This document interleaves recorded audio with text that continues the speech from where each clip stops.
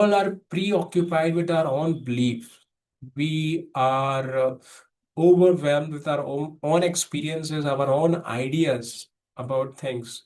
And we want to understand things from our personal experiences. I mean, we really don't want to see things from other standpoint. And this what makes situation more conflicting, right? So today we see debate is not all about transaction of ideas and thought, but it is somewhat kind of a conflicting mode, which only causes strife between people, between participants.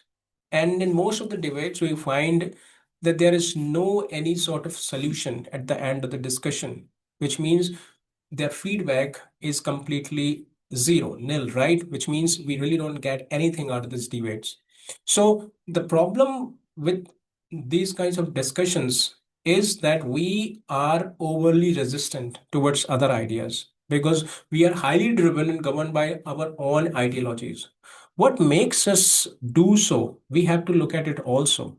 So the only reason I find is that we always believe that the knowledge we gather is the only fact, and apart from it is worthless, and therefore it is a subject to question.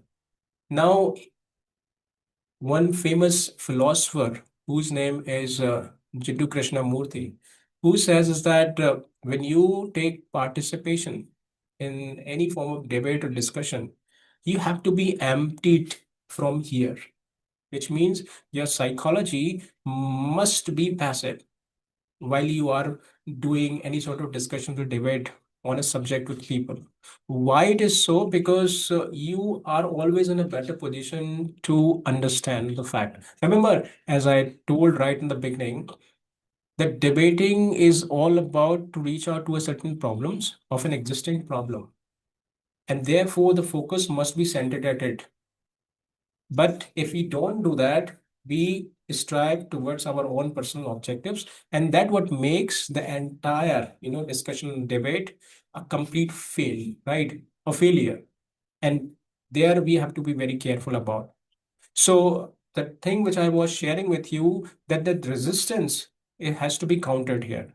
So what we can do in this entire process is that we have to be very calm and composed while discussion with people. We have to be very open-minded. We have to be receptive, which means we have to accept things what they are saying, and we have to wait for the end. It's really important because the time when we give